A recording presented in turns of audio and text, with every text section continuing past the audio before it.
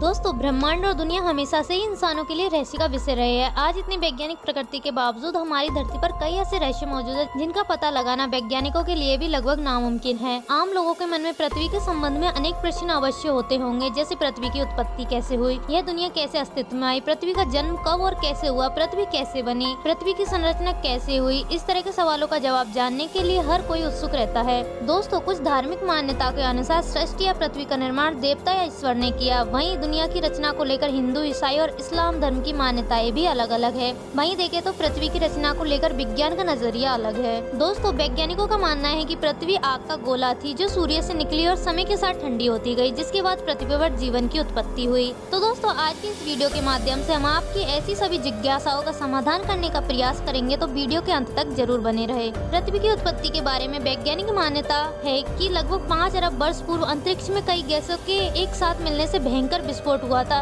इससे आग का एक विशाल गोला बना, जिसे अब हम सूर्य कहते हैं। धमाका इतना जोरदार था कि चारों तरफ धूल के कण फैल गए और गुरुत्वाकर्षण बल के कारण ये कण पत्थर के छोटे छोटे टुकड़ों में बदल गए। कई सालों के अंतराल के बाद ये कण आपस में जुड़ने लगे और कुछ समय बाद सौर मंडल का जन्म हुआ। और इस तरह लाखों साल बाद गुरुत्वाकर्षण के कारण पत्थर और चट्टान आपस में जुड़ने लगी। इस तरह धरती आग के गोले के रूप में पैदा हो रही थी। वैज्ञानिक अवधारणा के अनुसार 4.54 अरब वर्ष पूर्व पृथ्वी का तापमान 1200 डिग्री सेल्सियस था। ऐसे समय में धरती पर सिर्फ उबलता हुआ लावा, चट्टानें और कई जहरीले गैसें हुआ करती थी। ऐसे में पृथ्वी पर जीवन का अस्तित्व होना असंभव था। पृथ्वी की उत्पत्ति के समय थिया नामक ग्रह 50 किलोमीटर प्रति सेकंड की गति से पृथ्वी की ओर बढ़ रहा था। यह गति बंदूक से निकली गोली से 20 गुना अधिक होती थी।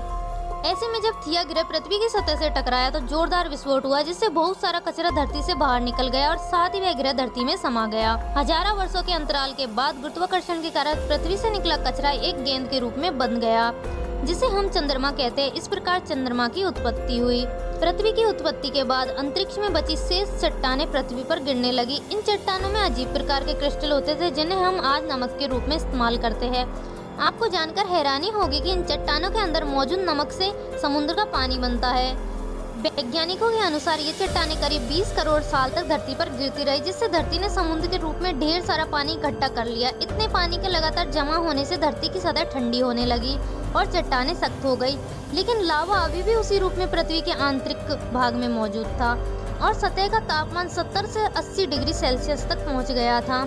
पृथ्वी पर वर्तमान जल लाखों वर्ष पूर्व का है। उस समय चंद्रमा पृथ्वी के बहुत निकट था। इसके कारण उसके गुरुत्वाकर्षण बल के कारण प्रायः पृथ्वी पर तूफान आते रहते थे। परंतु एक लंबे अंतराल के बाद चंद्रमा और पृथ्वी के बीच दूरी बढ़ने के कारण पृथ्वी पर तूफान शांत होने लगे। दोस्तों, धरती पर जीवन की इस यात्रा के दौरान 3.8 अरब साल पहले पानी की उत्पत्ति हुई थी। धरती पर लगातार ज्वालामुखी फट भी रहे थे और साथ ही उल्कापिंडों की बारिश भी हो रही थी। उल्कापिंडों के माध्यम से पानी और नमक के साथ साथ अन्य पदार्थ भी पृथ्वी पर आ रहे थे, जिसमें कार्बन और एमिनो एसिड आदि पदार्थ थे जो हर जीव जंतु और पौधे में मौजूद होते हैं। इतनी ऊंचाई से उल्कापिंड गिरने के कारण वे गहरे पानी में चले जाते थे, जहां सूर्य की किरणों का उन तक पहुंचना असंभव था।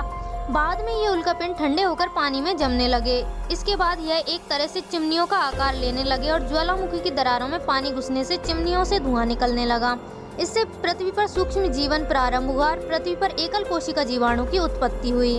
दोस्तों, पृथ्वी की उत्पत्ति के समय जब समुद्र की निचली सतह पर पौधे और पत्तियां उग रही थी, उन पर जीवित जीवाणु उत्पन्न हो रहे थे। वैज्ञानिक भाषा में इसे सेंट्रोमेटोलाइट कहते हैं। ये अपना भोजन सूर्य की किरणों से बनाते हैं और इस प्रक्रिया को वैज्ञानिक रूप से प्रकाश संश्लेषण कहते हैं। प्रकाश संश्लेषण की प्रक्रिया में सूर्य का प्रकाश कार्बन डाइऑक्साइड और पानी को ग्लूकोज में परिवर्तित करता है। इसके साथ ही इस प्रक्रिया में उपोत्पाद के रूप में ऑक्सीजन गैस बनती है, जो मनुष्य के लिए महत्वपूर्ण वायु है। एक लंबी प्रक्रिया के बाद महासागरों में ऑक्सीजन गैस भर गई और इससे पानी में मौजूद लोहे में जंग लगने लगी और इससे लोहे का अस्तित्व सामने आया। लंबे अंतराल के बाद समुद्र की सतह पर ऑक्सीजन गैस आने लगी, जिससे जीवन संभव हुआ। वैज्ञानिकों के अनुसार 2 अरब वर्षों तक पृथ्वी पर ऑक्सीजन का स्तर बढ़ता रहा और साथ ही पृथ्वी के घूमने की समय सीमा भी कम होती गई। आज से 1.5 अरब वर्ष पहले एक दिन वर्तमान की तुलना में 16 घंटे का होता था।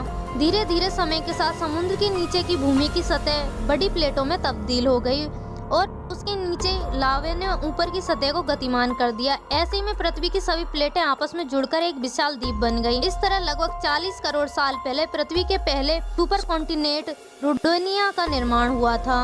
तब पृथ्वी का तापमान घटकर 30 डिग्री सेल्सियस हो गया था और दिन 18 घंटे लंबे होते थे। उस समय पृथ्वी की स्थिति वर्तमान मंगल जैसी ही थी। लगभग 7.50 करोड़ वर्ष पूर्व पृथ्वी के नीचे पिघले हुए लावा से उत्पन्न ऊष्मा बाहर निकले, जिससे पृथ्वी को 2 भागों में विभाजित कर दिया, जिससे साइबेरिया और गोंडवाना नाम के 2 महाद्वीप बन गए। पृथ्वी को बर्फ के गोले में बदलने की प्रक्रिया इतने सालों के बाद भी ज्वालामुखी के फटने और जहरीली गैसों के निकलने का सिलसिला अब भी जारी था। जहरीली गैसों में कार्बन डाइऑक्साइड सूर्य से निकलने वाली किरणों को अवशोषित करने लगी।